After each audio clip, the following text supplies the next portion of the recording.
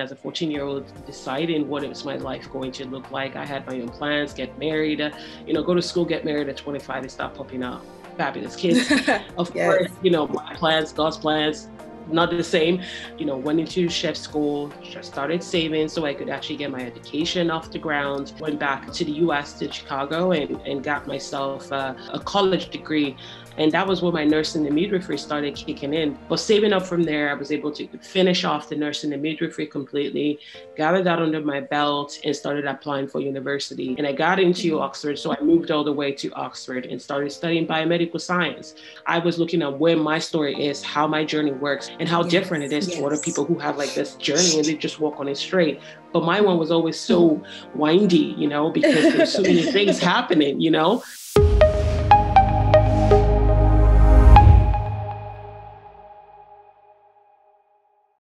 Welcome everyone to another episode of Meta Transitions.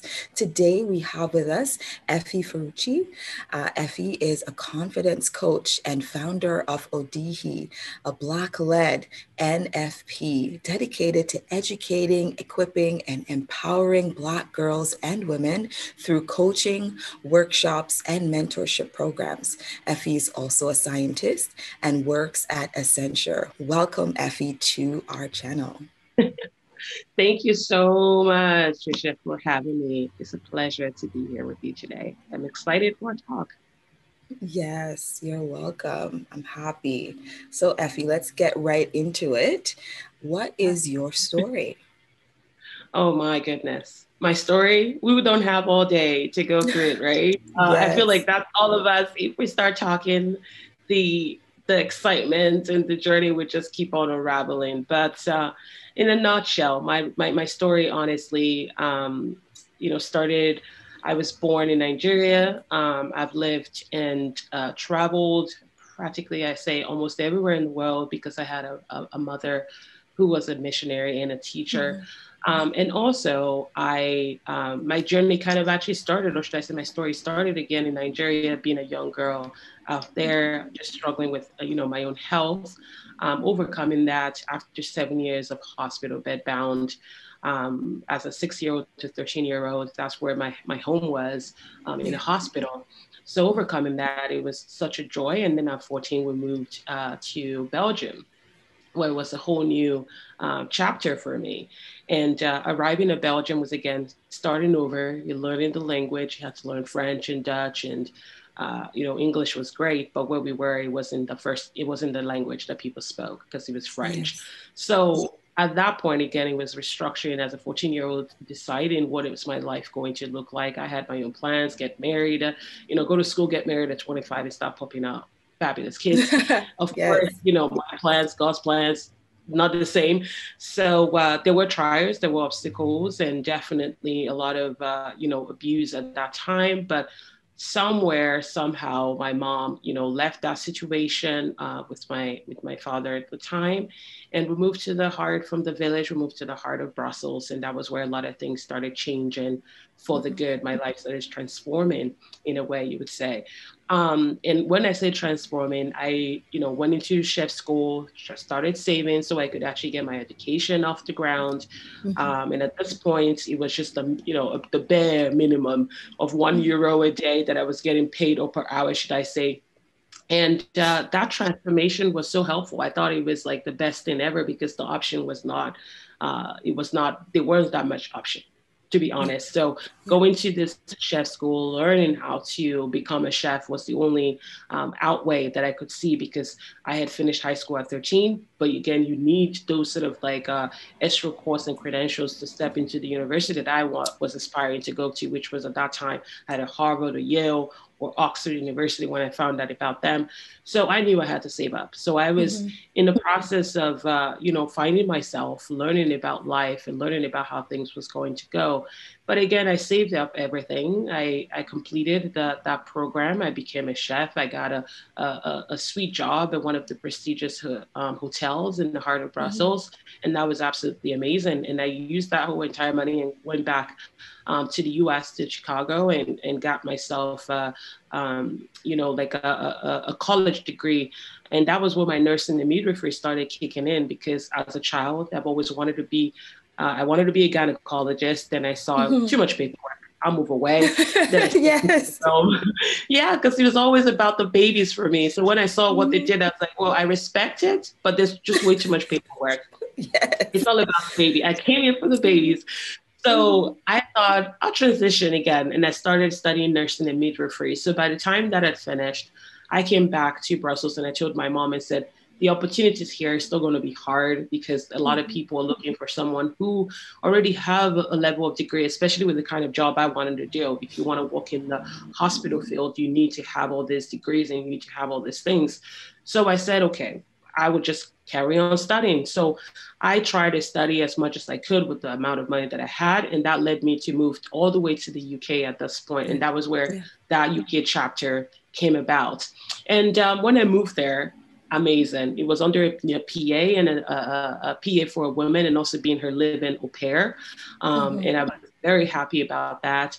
But saving up from there, I was able to finish off the nursing and midwifery completely, got that under my belt, and started applying for university. And that was when I started applying for Oxford University, Oxford Brookes University, King's College, all the top universities in the UK, from the top to the bottom, just seeing where I can go. And in that process, that job finished, started working in Starbucks.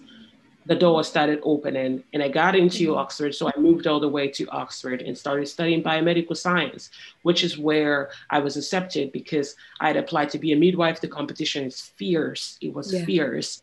And there was a lot of family difficulties going on at that time because my mom was in transition as well of moving to the UK with me. So there was a lot of things that I missed out during the process of that application. But I look at it now and I honestly believe that it wasn't my journey. Becoming a midwife at that time just wasn't my journey because regardless of me going ahead and finishing my biomedical science, while I was in school, I was working at the Oxford University Teaching Hospital and I still got that experience to work in the gynecology department as a nurse assistant. And that was really great. I learned everything that I could learn and I was able to change department from gynecology to oncology to dermatology. So I really had a canvas to really paint the way that I wanted to. And that was when my eyes opened up and I realized that becoming a scientist, even though I said I had that passion to, again, help my brother who has a disability and trying to figure out if I could be the one that could cure him, going to become a scientist. Is there a way that I, knowing what I know about science, could somehow play a part in his healing? Just having that in mental mind, I thought, okay, maybe this is the path for me. So I took it. But of course, life, takes you on a journey that you have, but a different in a similar way. It's also something that you don't plan for, which is great. So by the time I finished that, went on to study my master's, which was supposed to be a PhD. And that was, going back to my first love, looking at postpartum depression, how it affects mothers and how it affects children. So that was what my thesis was about, because I thought I'll open myself up to the world and see where it would take me with all these degrees that I've acquired, because education was once the thing that I just couldn't afford. Now look at me now, transitioning, opening up myself, opening up my mental states to absorb all this knowledge as much as I can, because I wanted to be able to have a stable future where if there's no job there as a scientist, I was tapping into women's health. If there's no job there and I have to tap into the chef part, then I can tap into that. If there's no job there, then I can actually go back into sales or customer service or hospitality, because I have that, again, that experience and that certification, that degree there, that diploma there. So I wanted to make sure in life that I was secure, that I was protected, that I was educated. And as a Black woman, that I was very much at the best possible opportunity, giving myself that loose opportunity to be able to tap into wherever I wanted to be in this world. And I wasn't looking at people's lives and saying, those look order. I was looking at where my story is, how my journey works, how I was created, how I'm built, who I'm becoming, and how different it is to other people who have like this journey and they just walk on it straight. But my one was always so windy, because there's so many things happening, So in the end, I became the scientist. In the end, I got that degree. In the end, I ended up even working in the hospital with women with babies, and ended up actually completing, going on to further study and become a doula. So that way I could work as a birth and a postpartum doula, which was great because it helped with that. And in that whole transition, as an 18-year-old, that dream that I had to found a non-for-profit was still there. And until 2020, that was when that dream came about with the whole pandemic. I was like, you have run out of excuses, Effie. You've run out of Yes, yes.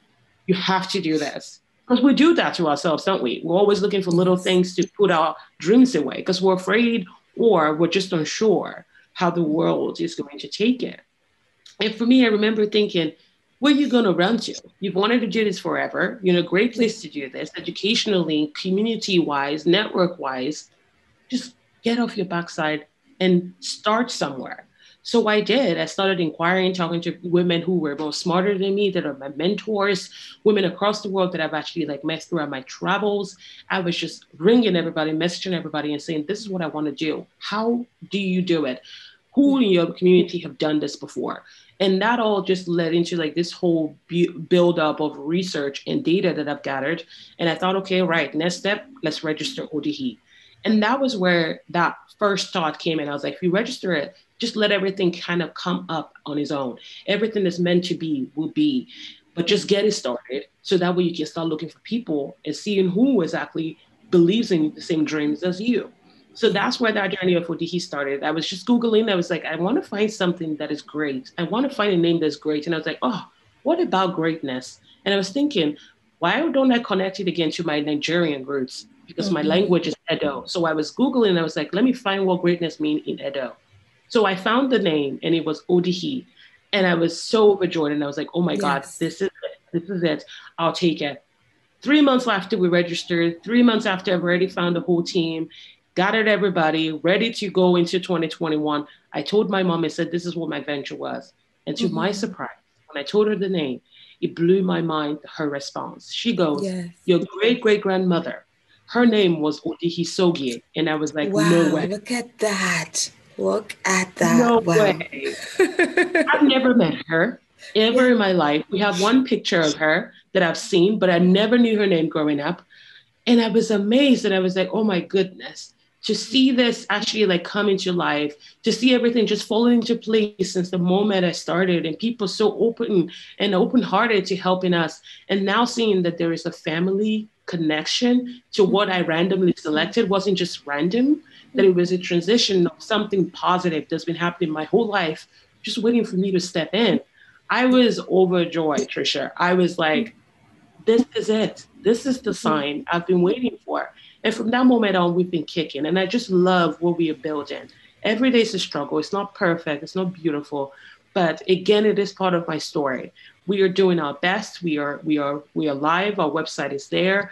People can join us. We have programs for 10 to 17-year-old girls, programs for 18 to 25-year-old girls who want to go into mentorship. We are welcoming all those Black women from across the world. And we also have a program for 26 to 30-year-old Black women who are aspiring to be board members or even CEOs of Fortune 500 companies or their own CEOs. So we have training that we're currently building for them that is going to be a 3-month program running twice a year, spring and fall, where they can learn what they need for when that position presents itself. They can just apply confidently. So we want to build more Black women up because I know what it was like. All of this story that I just shared for you, I did alone.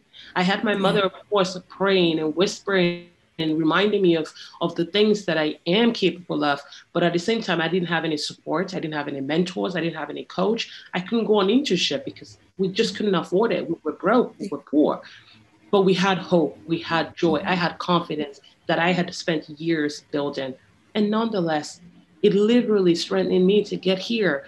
And now I understand why it is important, not just for me to get that dream off the floor, but for me to create that same platform that I wish I had for another Black girl, for another Black woman to step in and say, hey, there's a home for you here at ODE. There's a place for you here at ODE. Come in, take what you need, and go out into the world and unleash your greatness. Go out into the world and thrive confidently. Go out into the world and create your own story. write the chapters of your life that you wanted, the way you want it to look like. And if it doesn't work out, we're still going to be here to support you. So I guess in a way, this is all my story. That windy story. That's where I am. And I'm grateful for every single person that I've met, all the troubles, all the stress, all the crying, all the, uncertainty, all the madness of it all, including the stuff that's going on through the pandemic, just learning about Yes. myself even more. I'm so grateful for it because my eyes are open, my heart is restored, and I understand we get through this life when we all really do band together. It is not just the word we say, but we must live it too and believe in it and surround ourselves with people who believe in the same. And I'm so grateful for people like you and what you do and all these stories that you are sharing through your platform as well. Because you never know exactly whose life you're transforming, right? So Yes. yeah, Yes. that's my story.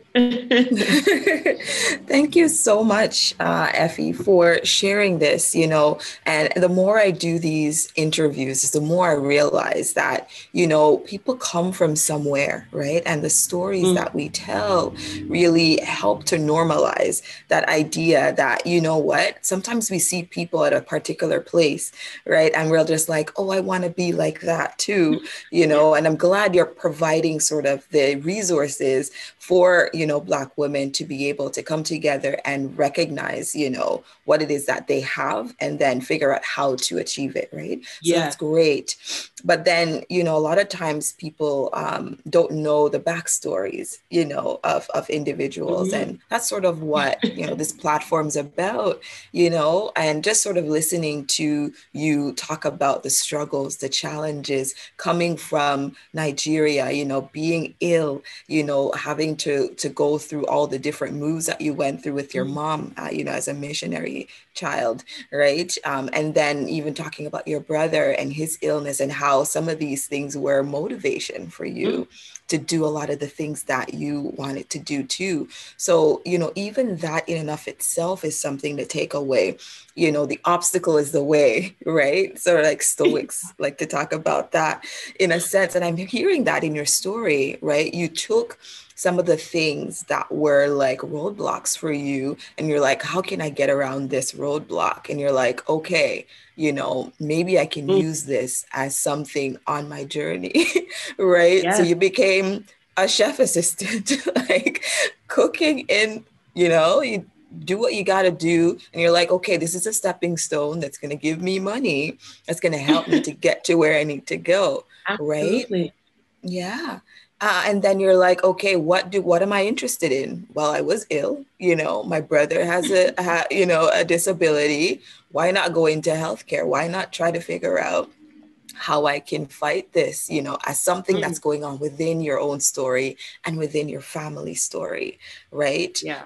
And then you do what you need to do to get into these universities that are going to get you to where you need to go, Oh, right? yes, Yeah. that's it. Yeah, that's it. Because we forget that sometimes when we're faced with so much obstacles, we forget that there is already the tools inside of us that we need to save ourselves. We're not spending time knowing ourselves. That's why I feel like sometimes a lot of us struggle. I, for one, speaking from my own personal experience, was just very stubborn. So I wanted all that, like you said, that quick fix, that quick thing, everything to be perfect, even though life isn't perfect. And I knew this very, very clearly. But I wanted to be saved so quickly, so soon. But I didn't realize the only person that was going to be doing the saving was going to be me. Not some man, not any woman, not some child, not my family, but me. So I could understand it so clearly every single step that I took to saving myself. So that way, when I'm explaining this to my children or the people that I would help through my coaching, they would understand that when I share, it's not just because I'm speaking from someone else's experience, but I'm speaking from my own experience. I wasn't even seeing how important it was for my story that I saved myself, that I did all these things on my own, and regardless of how painful they were, it was just to show me that I was capable because the presence or the home I was born into was different. And I needed to be my own person, my own woman. I needed to be that independent Black woman to understand it. But that doesn't mean I don't ask for help. I had to learn the hard way by doing a lot of things by myself and thinking that was the only way, the only way. But I learned the hard way that, again, you have to ask for help, and you have to know the right people to ask for help, because you need it. We all need people. We all need people. Yes, you can save yourself, but at the same time, you also need people, and they may not come early on in your life, or in your, your mid-teens or 20s or 30s. They might come later on in life, but nonetheless, we all need people. And for me, I learned that, yes, in my childhood, it was very lonely. It was depressing. It was very sad. I was isolated because I had no friends in this particular weird town that we were in Belgium. But at the same time, when I actually became, when I went to school when I was 25, a mature student, everything became clear. The friends that I actually built, that I met at that time, are the same people that I have now. They are many, but they are the people I'm still riding through this life journey with. And they were meant to be in my life. Because I went into that chapter, I said, yes, I fought hard to look outside of what I knew life was supposed to be like. I was asking questions. That inquisitive, that curiosity opened my world, so that way it could be transformed in a different way than what I thought I was picturing it to be. So we all need people. We need to ask for help. We need to always keep on trying. We always need, the best part is, know yourself, know your triggers, know the things that upsets you, know the things that makes you happy, know the things that you're passionate about. All this personal life audit, as I call it for me, is so helpful, because when you're doing an audit of yourself, it's important to know what doesn't work, what works, because we mature every day. Every year we become a new person when we turn into a new age, right? And I was sharing this the other day with someone. I said, I have come into costume of like writing myself letters. Every year I write myself a letter. So I'm going to be turning 34 next week, Saturday. I'm going to write a letter on my birthday. And that letter I'll keep on writing when I turn 35, 36, 37, 38, 39, 40. And at 40, I would read those letters throughout that 41, 42, 43, until I get to 50. While I carry on again writing letters for those 40 period until I get to 50. The reason I've been doing this since my teenage years is because I want to see who I am every single year. What did I like? What did I hate? What was my favorite thing? Who upset me? How did I change? What did I do with my business? Most of all, what did I do with my dreams? Did I actually stick to any of them? Or was I just following someone's plan? Or because I saw something on Instagram, I went after it? Or is it because I thought of those ideas myself? So I want to see who I am. The essence of gathering all of this is because I love my own story. And as you know, I'm also an author. So I feel like writing about my life is the only way I ever get to understand what works and what doesn't work. So at this point, I'm thinking, when I'm older and hopefully retired, I want to be reading back all these letters that I've written myself since when I was a teenager. Can you imagine what your life is going to be? Can you imagine the laughter, the jokes? Yes. I certainly do, because I'm just looking at a glimpse of who I thought I was at 18, knowing and everything, thinking I'm actually like ruling my own world. And I have no clue. I was still a baby. And now I'm in my 30s, and the things I wrote in my 20s, I'm like, really? You wanted that? What were you thinking? Oh, I'm so concerned. Why were you waiting for validation from that person? Why did you want to be Instagram famous for all the wrong reasons? What were you thinking? Yes. Come on, Effie, like wake up. And then now I'm actually amazed to see what I'm going to be like in my 30s when I'm reading these letters in my 40s, because it's going to probably crack me up. And I'm going to be like, girl, you matured. Like you were on a high of some sort, but I don't know what it was. So I encourage people to do the same, because I am finding so much joy and just, again, loving the unraveling of myself and the woman that I'm becoming. When I read these letters, like pages and pages, I'm falling back in love with myself. And I'm asking myself questions that perhaps I wouldn't have asked myself so soon, because I'm looking at the past in a beautiful way, looking at what has happened, what I've overcome, the people I've met and how they've shaped me, and just looking at my own story and letting it absorb. And I just love it. I love it. So this is something I've been doing for a while, and I encourage every woman, every man, every girl, everybody to try. And it's something that I'm even trying to introduce into my coaching as well, because I feel like it grounds me. It encourages me. It builds my confidence up every time I see it, and I get to that 10 years gap and I enter a new age group. I'm like, oh, let's see what the 30s was like. It's a different world. So I look at those things and I use them as an anchor, because life is not, there's no rule book. So I'm creating my rule book through my letters for my children. for my niece and my nephews, and for people that I'm going to meet that I would either coach or welcome to hear and say, hey, these are the sort of journey that I went on. I was a mess. Some here, I was great there. I had it together there and everything fell apart there. But these are my journey. You start creating yours. So by the time you get to my age, you're not asking yourself all these questions that you should have been asking when you were much younger, or feeling confused, or when you should have been clear because you didn't know how to get started. Start here. Document your life. Document what's good, what's bad. It's your story. Create it whatever you want to be. And who knows, you might end up actually stapling the whole thing together and calling it a book. You don't know. You don't know. So write it down. Get clarity. Start understanding yourself. Start knowing what works and what doesn't work. And change your life into ways that you feel from your own words needs to be changed. Where you need to get help, get help. Where you need people to support you, get support. Where you need to mature, get mature. Because at least you've captured it, so you can't lie to yourself anymore. You can't make excuses anymore because those are your words, handwritten by you or typed by you. They were your words of how you felt. So it's something that I'm trying to share to people who struggle with finding their own purpose in life. Because if you start early, you can see what you're going to be like by the time you turn 20. If you're starting in your 30s, you know what you're going to be like by the time you turn 40, or at least have an idea of what you were passionate about for that whole particular 10-year period. So 10 years is a long time. You got a whole bucket load of diamonds through your stories, and you never know what will come out of it. So I encourage people to do that. So whoever listens to this, if you haven't already, including you, Tricia, get started. You have a whole life ahead of you. So carry on, start writing right now and start reading this when you're like in the future, and see what comes out of it, what you learn about yourself, and most of all, what shocks you. Because I've been shocked so many ways. I've been shocked. I thought OGE was going to be birthed in my 20s. It was not.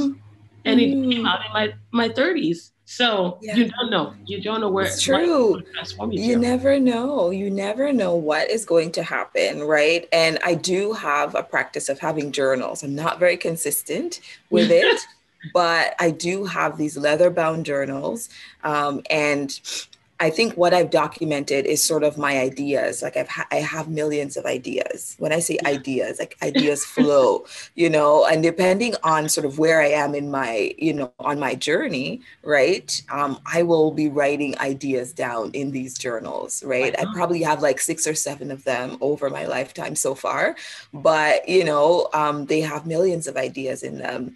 And like you said, there's so many things that, I've wanted to do or accomplish. Some of them go by the wayside because you can't, realize every idea, right? But, it's, as you say, looking back, you think about all the different things, that you've wanted to do. And, I haven't had the practice like you to go back and look in the journals. And I think you're right. Some of the things that I've written, I'll probably find funny, right? That idea of, oh man, you wanted to do that. Or, you were able to realize this. You know what I mean? Yeah. And one of the things that I do have too I have different journals for different things. So I've like journals for like relationships. I have journals for like school, like when I was going through grad school. I have journals for like, world dominating ideas. So different journals for different things, right? So it's quite interesting to hear you talk about, crafting your journey. And, that's so inspiring, that idea of crafting your journey and doing your own audits every single year, right? It's such an amazing way of doing reflection. And then even when you go back and look at the past 10 years, you're like, oh yeah, I wanted to do that. Is that still possible now? You never know what ideas you had then that could be realized now. Because now you have the resources and now you can put things into place. Exactly. So that reflecting is amazing, to put sort of that structure into your life. And then it could become something later. So I really love that idea that you're putting out there and sharing, to me and to, the viewers out there for sure.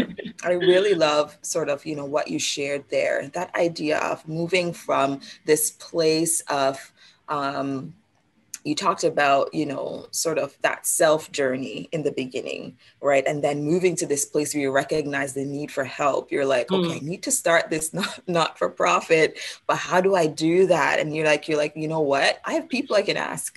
You know, I can't do this on my own. So you get into sort of that space of, you know, learning from your community and pooling information and research. And then, you know, sometimes you recognize that on your journey, you can't do everything by yourself, so that you have to pull from the community.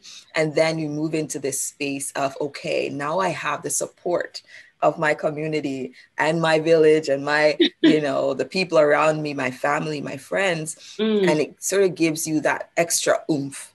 You know, you already had that sense of confidence within yourself because you had to find that somewhere. But then that extra oomph comes from the community, right, around you, giving you resources. And then now you're pushing that out into the world, you know, and, you know, motivating and inspiring other young people and women out there so they can then do their best and write their own stories. Yes. Great. Yes. We all deserve that, because if you grow up in an environment, what I've learned is this: if you grow up in an environment that is negative and you don't have a lot of people who support you, you can go through life believing that what you've heard or what you've been told is who you are, until you get to a certain place in life where you are brave enough to open yourself up to a whole different environment again, different people, different conversation. What you find is you start questioning what's happened in the past before, because that happened to me. I was brought up in a home where my own father thought the best thing that I was, or what I was good for, was to be a prostitute, was to sell myself to men or people just for money. And he was willing to put me, or should I say, sell me into that market at the age of 15. That was what he saw. Now, I would have believed it if I wasn't someone who was already in the presence of my mother, who was a very smart woman and still is a strong woman of faith, someone who believed in channeling good into her children and taught us how to believe and question things that when we feel it, when we hear it and we feel it doesn't sound right, question it. Her words saved me in that moment. And I, you know, of course, when I was there, I asked to leave. So we left. And I didn't settle for that life. Now imagine if I couldn't fight and I don't know how to fight. Nobody taught me how to fight. We see this all the time. You settle for that life because it's been presented to you in a very nice package that you think this is the best offer that you're ever going to get. And if you ain't got that much options and you were in a place where I was isolated with no friends, you're going through depression and you're going through so much chaos, you would choose that easy outway, because when you're looking at the life ahead of you and you're thinking that is far, and you're not even sure if you're even going to get there, and someone is giving you this package, you go in. Because I've seen people who've gone in. I've coached women who've come from abusive relationship because their life started out that way. And it's hard. It is hard. So that's why when I think of what we do at OGE and when I think of what I do as a coach, it's always to remember the journey that I've already lived through. And that it's not for me to sit there and take it on board and sing and kumbaya that I made it out. No, it's great that you want to celebrate that, Effie. Great, celebrate it. But at the same time, I'm like reminded why I just can't quit just yet, because I need to pass that knowledge on to somebody, somebody who is going to perhaps even take it further beyond what I've done. Farther beyond my own generation, and keep on passing it and passing it. And that's why I remind everybody in my team and said, OGE might be my dream, but it is our legacy. If we work together as a collective to make it successful for every Black girl and woman that will come into this platform, if we empower them, we give them the confidence, we show them what other possibilities out there in the world. It is up to us to do that, so that way they can take that knowledge and put it inside a place in their life where it fits. They can take what they need and keep applying it year after year after year. It is our legacy. It is everybody's legacy. I didn't have one passed down to me, so I'm building one to pass down to other women, and they can pass it on to their own children, what they've learned, who they've connected with. Because it happens all the time. People lose themselves. So we know this happening within the Black community. An absent father, an absent mother, and we struggle to find our own people, so we fall into the wrong crowds. I'm just fortunate that I didn't sell my soul, or I didn't give myself away to the wrong people just for a quick survival or a quick buck or a quick escape from that situation. I was willing to stay in there to suffer some more, to find a better alternative. Because I tell people, do whatever you possibly can, short of sin, to get yourself to where you need to be. Because it is possible. Are you looking around? I've had to lay beds. I've had to clean toilets. I've had to clean a pool. I've had to work in the most ridiculous places, from Utah store to the hotel lobby to cleaning someone's bathroom. All of that whole entire journey, I'm enjoying the benefits of it now. So who am I to look back at my past and be ashamed? I look back on it and I feel proud. But yes, at one point I was embarrassed because I was like, this is humiliating. You wanted to be a scientist. You wanted to be a midwife. You wanted to own your own company. What were you doing freaking cleaning the toilets? What were you freaking laying in bed for? While your peers were all like traveling the world, enjoying their teenage years, you were home taking care of your sister, being a part-time mother. What? Your life is a mess. It's humiliating. You come from such a stupid, ridiculous family. That's what I used to say. But at the end of it, again, those letters, doing those live audits, understanding myself, understanding why it's important to know your triggers. So somebody don't just say something when you're now somewhat famous or established, and then you're all like blowing up on stage. I had to learn all those things because I had to look at my past. That is my story. It is messy. It is a mess, but it is my story. Why hide from it when you can build with it?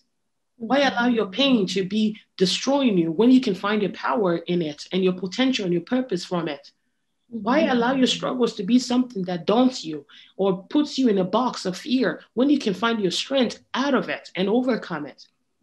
So having the right friends, having the right people whispering positive things, having my own words of affirmation, and of course, falling in love with quotes and living my life by quotes was such a huge balance that helped me out, because at the end of it, I was able to see what was possible.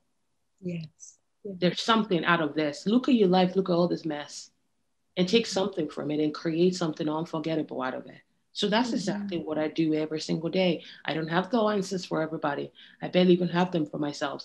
But every single day I wake up, as hard as it may be, I try and I try and I try. I try to find the answer for not just myself, but for my family, for the women at Ojihi, for my team, for the people that I now have to manage. Again, is something I celebrate because that was never a thing. But now it is. So I find that as a silver lining for constant joy, to have people that are working hard in the same dream to see it bigger than you.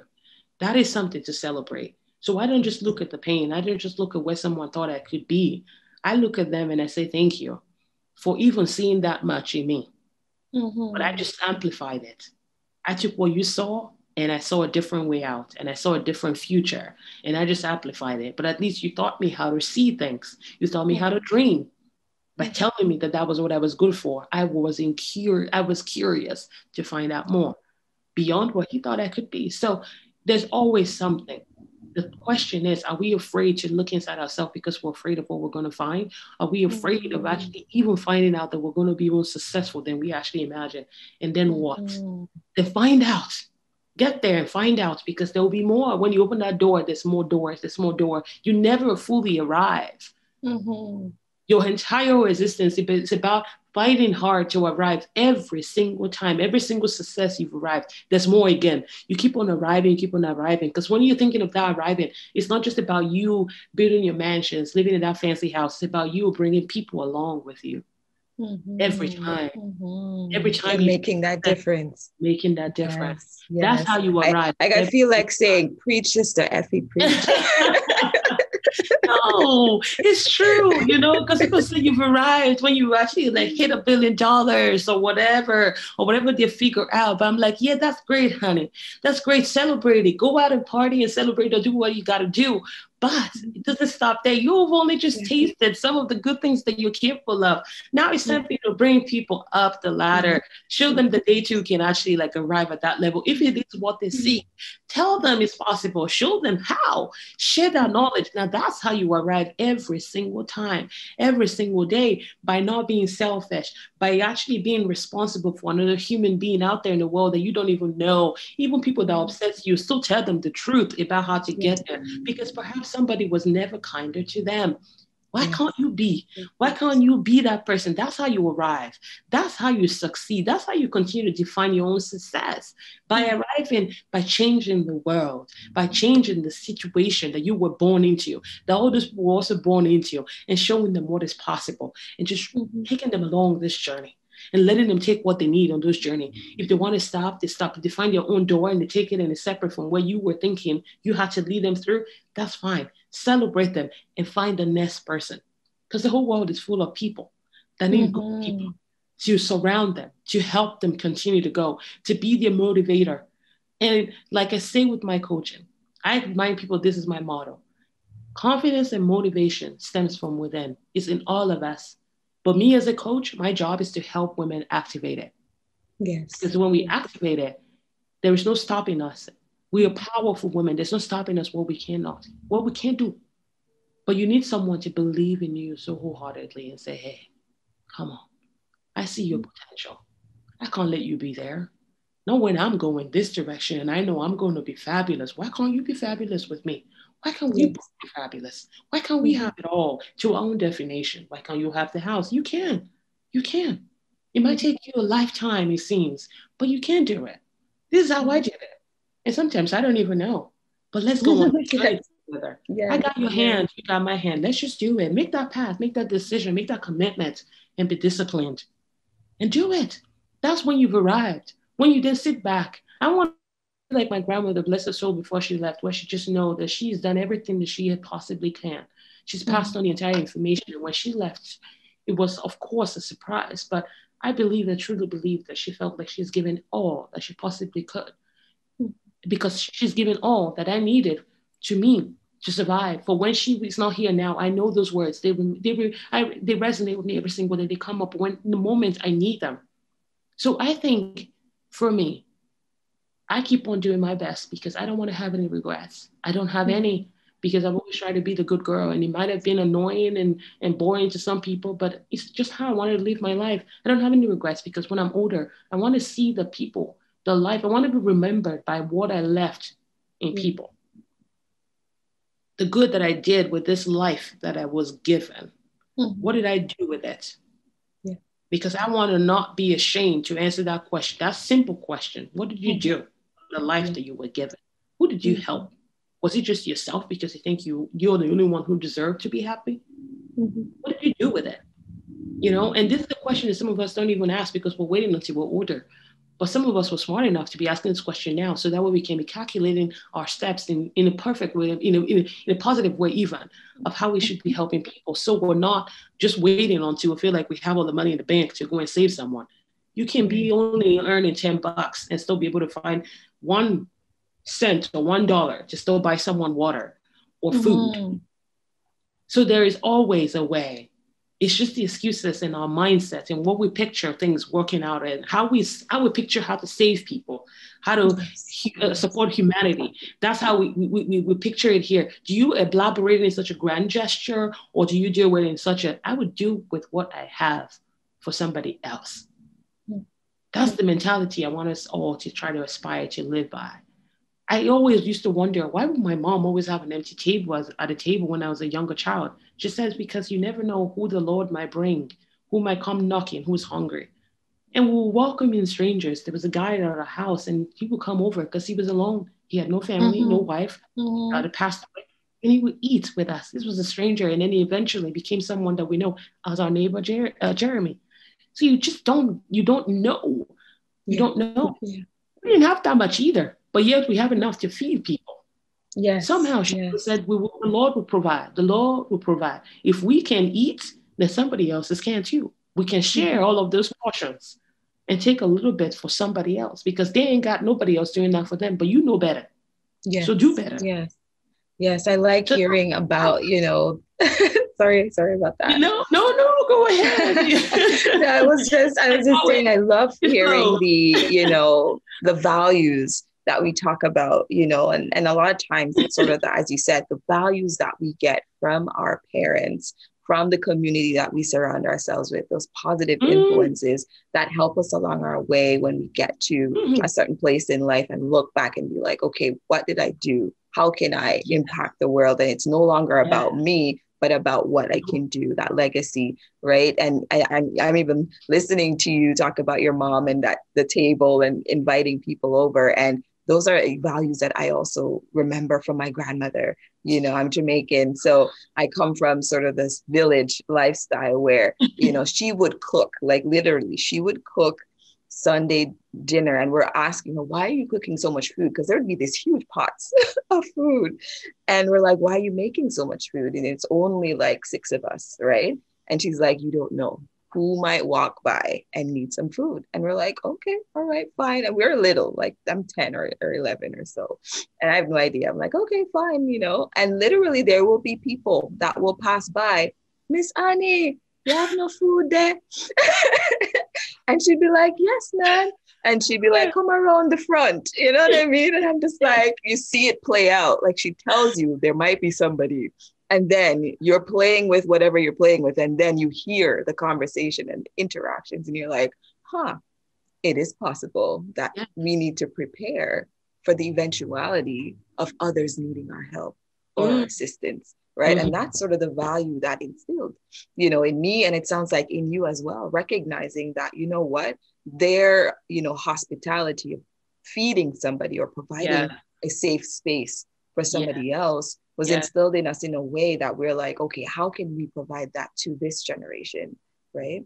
So it's great hearing that. It's extending the hand to somebody, right? Who you know may not have the courage or even know how to ask for it, but you see them desperately looking for something or way out. And you know that's what they're looking for. And all you can do is just reach and say, hey, I know the next place that you can go. I know somebody who can help you.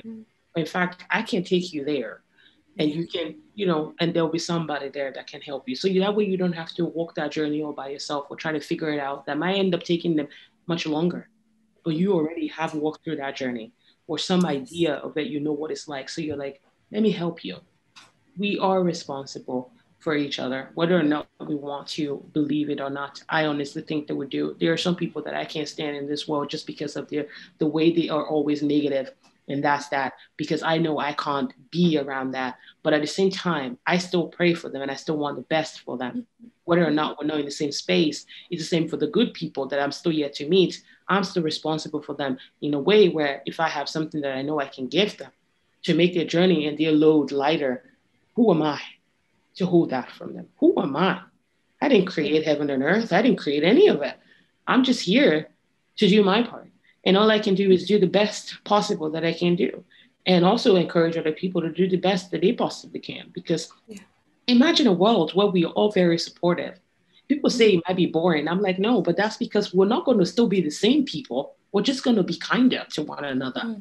We want the best. So you wake up every day, you want the best for the next person. I want to see it. I want to see it because you're telling me it's not going to work, but has it even actually happened? No. So that's the mindset that we don't need. I want to see it because everything, someone can be taught to act differently, to feel differently. And it is our responsibility to do these things, to try.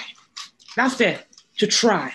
So we can try to be who we are. We can try to be kinder to each other. We can try to be, listen. That's the other thing as well. You may not want to give somebody something because you don't have the money, you don't have the budget, you don't have the resources, you don't have the time. However, listening also as well is so helpful. It's so helpful to people, you know, because that's what some people just want sometimes. Someone to listen to them. Yeah, holding space. To see them and know and acknowledge that they too exist. That's it. And if you all know better, then don't deprive them of that. Don't deprive them of that opportunity for them to know that you see them, that you hear them. And you may not have the answer that they seek at that particular moment, but nonetheless, you've acknowledged them. We're always looking for connection as humans, right? We're looking for what, like you said, with your relationship book, we're looking for people that can love us and we can grow old with on that sense, or that they can date for that sense until they figure out where next they want to be in life. We're always looking for connections in friendship. We're always looking for connections at work. We're always looking for connection in our community. We're always looking for connection even at home. Yeah. So it's a whole like circle, and everybody's going through similar things. Connection, looking for connection, people to connect with, to network with, to build a dream with, to build an empire with, to build a legacy with, to build something with. Mm-hmm. But if people don't know how to look because nobody taught them how to look, you won't know any better. If I look at younger Effie, my mom was a teacher. Yes, I was very much fortunate because she was smart, and she is smart. But people that I knew in my childhood in Nigeria that didn't have any people, they were people we were working with when she was a missionary, where she would go and build wells for those women in their villages. I'm thinking, nobody told them that they could go to school because they've only know that they can't afford school. Nobody told them there's already also another way there that you can actually apply for sponsorship or for scholarship for all these things. Nobody told them that. Nobody told them that you perhaps some days you might have to walk miles to go to the nearest computer like I did, but you still get something out of it. Nobody told them that there was an option. There was also a way out. It might take you longer to get there, but there is one. There is two. There is multiple for you to perhaps even select from if you're lucky. Or at least there's something for all of us. Nobody told them. So when my mom would come to these places, and even when I was older and I went with my brother who would travel to Malawi and Uganda and Kenya and all these different places, I saw, my eyes were open because at one point we had it all. We had all the money, we had all the friends, we had all the people. And when that went dry and it was gone, we didn't have any of those people because we clearly knew that they were just coming for the quick brunch, buffet, and free food. Mm-hmm. Yep. They weren't coming to save us when we were broke, when we were looking for a quarter in the middle of our chairs. They weren't there. It was as if they never existed. And all of these things were an imagination, something that we pictured. It weren't real. But at the same time, if you know better, you tell people how to be better. You show them how to be better. And if it doesn't work for them, it's okay. You want to support them through it because you have that capacity to do so. Yes, of course, you want to respect your boundaries, but communication is so powerful. Yes. We don't communicate enough with each other, right? So when I think as a humanity as well, there's also that bridge, that missing clue or gap where people feel like, oh, they know what I'm thinking. No, communicate it. Communicate it. You can help someone. You can't help them. Communicate that. But we can go into this for days. But it's just, to wrap it up, honestly, it's like we have a responsibility for each other. You can have your boundaries in place, but try to do better. Because you know better. Try to help someone else because you understand how hard it was for you to help yourself and how hard it was for you to even find support and people to now help you in life. I am fortunate that I am surrounded, not by many, but only a few good people. And I want it that way because I don't want to have a whole list of many people because there are other people in the world that need them. I'm very selective because I've had to be. Trust has always been a hard issue for me because I was born into a situation where I couldn't trust anybody. So I learned each day. But when it comes to love, now that I always give freely because that is something that's humanity we always need. I craved it as a child and I only got it from one parent and I was very, very fortunate. So I give it freely. So at the same time, that love alone is what I use every single time as I walk through that little thing that I have, trust. I give out the love because it is free.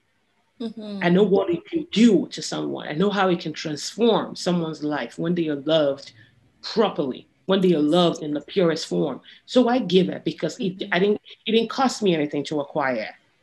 So I give it freely. And I will continue to give so freely because for that love, I can communicate with people. That love I can translate into listening. That love I can translate into networking someone. That love I can translate into doing an Instagram, LinkedIn introduction. That same love I can use to help a homeless person with a meal or two. That same love, I bring it to Odehi to say, here is what we have. If it doesn't work for you, we will find something that does. That same love is the same love I give to people in a form of respect because they deserve it.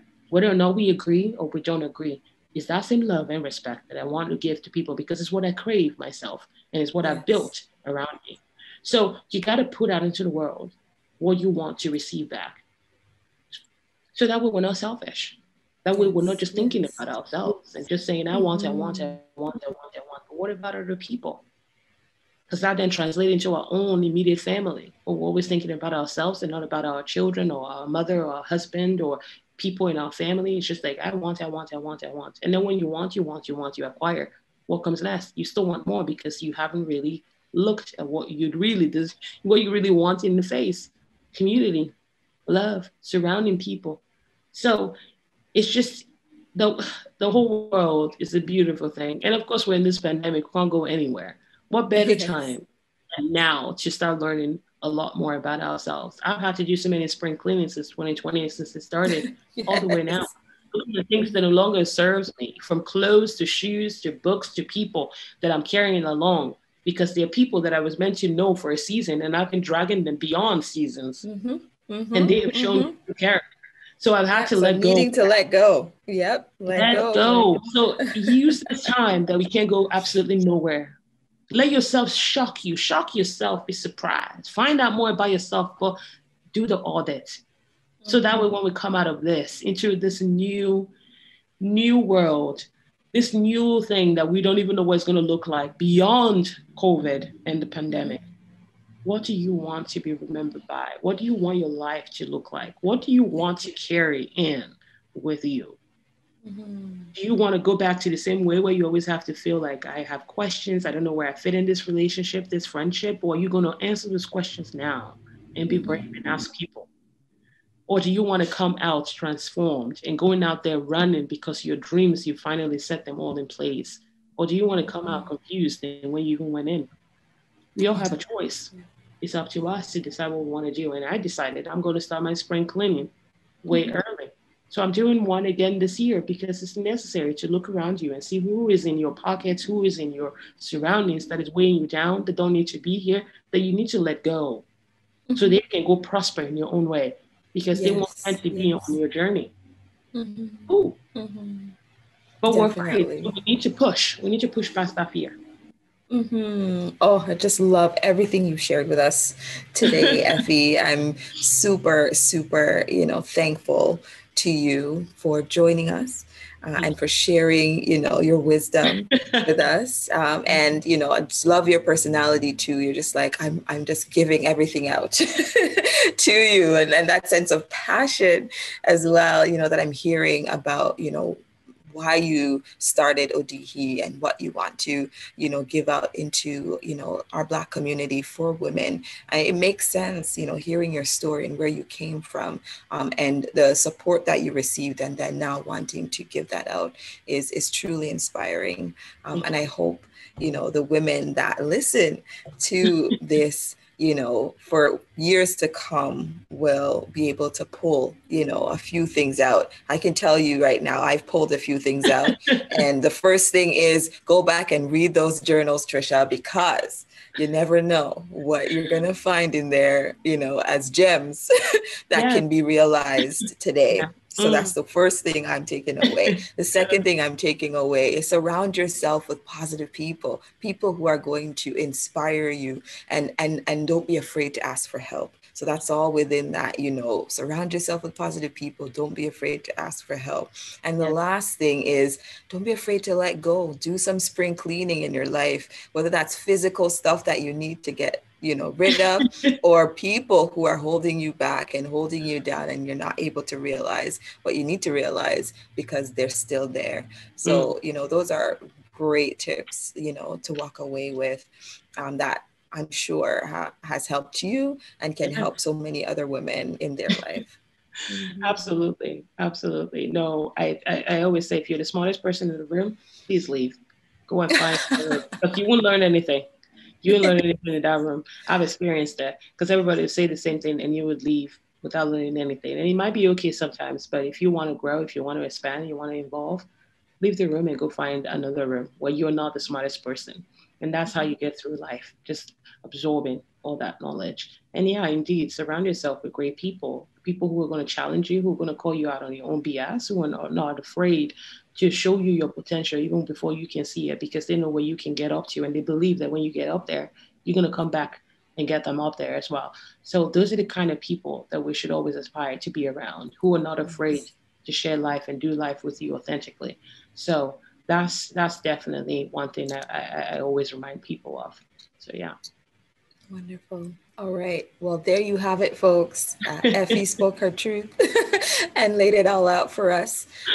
So until next time, We'll see you then. Take care.